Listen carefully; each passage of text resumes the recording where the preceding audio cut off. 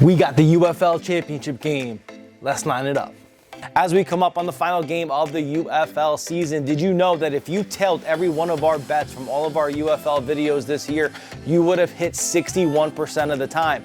All of our stats are publicly and transparently available at Pickett Sports. Download the app and sign up with code FBX, and make sure you follow us at FootballBX to get all of our stats, all of our bet performances. And that brings us to the top two teams in our football behavior total team behavior score analytics. That's right, the top two teams in that category are facing off for the UFL Championship. This is the third consecutive football season, 2 NFL seasons and this UFL season, where the top two teams in total team behavior score are playing for that league's championship. So not an accident. And we have the San Antonio Brahmas taking on the Birmingham Stallions. This game is intriguing for a number of reasons, not the least of which is the fact that the Birmingham Stallions have faced only one loss this season, and that was to the San Antonio Brahmas back in week 9.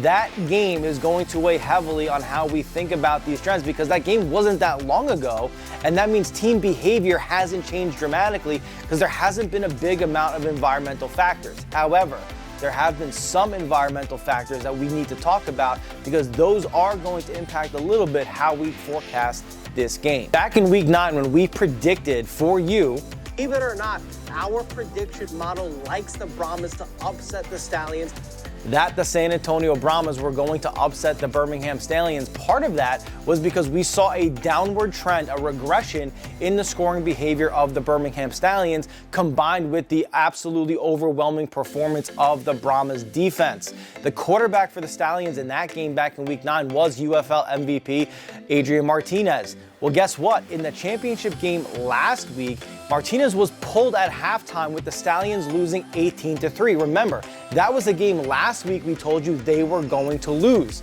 Well, guess what? Down 15 points at halftime, they pull Martinez, enter Matt Corral, and boy, do we know how that game ended. The Stallions end up on an epic comeback, scoring 28 unanswered points to win that game, and now they find themselves playing for the league championship. So is Matt Corral going to be the starter quarterback for the Stallions?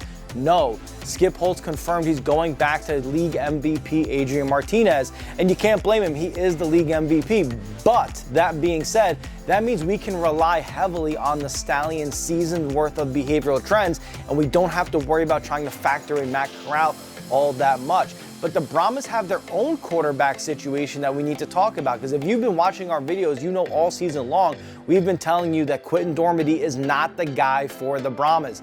He just hasn't been able to lead that offense to any type of scoring behavior points. And we said to you that if this offense was even league average, they would be our pick to win it all. Last week in the championship game, they started Chase Garbers. Chase Garbers, if you remember, back in week 9, came in relief of Dormady and led that Brahmas upset over the Stallions. But not only that, look at this chart. This chart shows us with these orange lines that when Dormady is the starter instead of Garbers, the Brahmas offense sees a 35% decrease week over week in scoring behavior. That's just one of the behavioral trends that we have to factor in as we look at, can the Brahmas pull off the upset against the Stallions in this championship game. The other key matchup that we have to look at is how each team deals with time of possession. And there's one trend that should worry the Stallions and give a little bit of a boost to the Brahmas. The Brahmas week over week for the season have seen a 7% improvement in their time of possession. That means week over week they're seeing 7% more time of possession. Why is that important? Because an offense can only score when they have the ball. The more you have the ball, the more opportunity you have to score. And if you are not a high scoring or quickly scoring offense like the Brahmas, you need as much possession time as you can get to score the points you need to score. That is going up directly against the Stallions' behavior trend, because on defense, they're allowing opponents to have the ball 14% more. That's right. They are seeing a 14% regression week over week in allowing opponents to have more time of possession. Add in Garbers back at quarterback, and that could be a significant matchup that could determine the outcome of this game. Now, over the course of our videos in this UFL season, you've heard us talk about certain analytics, our own exclusive analytics like margin for error score, total team behavior score, the improvement index, and things like that. The reality is that over the course of the season, mostly led by the Brahmas defense, the Brahmas have been able to stay within somewhere in the top 3 or 4 teams in all of those categories. But over the course of these last couple weeks, the Brahmas have actually positioned themselves into first-ranked team in margin for error score and the first-ranked team in total team behavior score, even over the Birmingham Stallions, which have really been in that one spot all season long. One of the reasons why the Brahmas have been able to jump ahead of the Stallions is, one, that head-to-head matchup in week number 9. Look at this chart. That 9 points that they allowed to the Stallions is a massive outlier in the Stallions scoring behavior season. Just look at it. It is so far different and below than the rest of their games.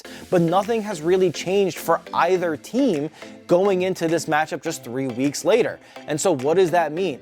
That means that when you add Garbers in and you give that lift, that 35% lift to the Brahmas offense, we could really see an upset coming, and I think that's what's going to happen here. When you look at the behavioral trends and we have Garbers and the offense now improving week over week, that defense still remains insanely dominant. This defense is insane, and now they have an offense that is capable paired with them. Add that to that time of possession matchup we saw, and yes, we are going to forecast an upset in this game. Our final score forecast is going to be the Brahmas winning 22-17 and becoming UFL champions.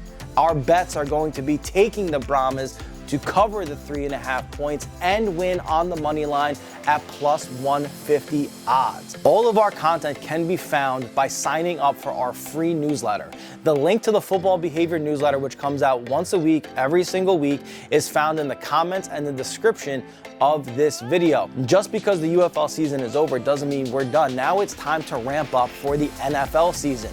As we get closer to training camp, every single week we're going to be dropping what we call a player versus environment video. And that's going to take an in-depth look at some of the biggest moves this NFL offseason that are going to impact the environments and the players who have to perform in them for the upcoming year. That's going to take us right into the NFL season, where we're back to making final score predictions, fantasy projections, and all of our bets, which again are transparently found at Pickett Sports. So sign up for that free newsletter. It's in the comments. We're going to see you next week.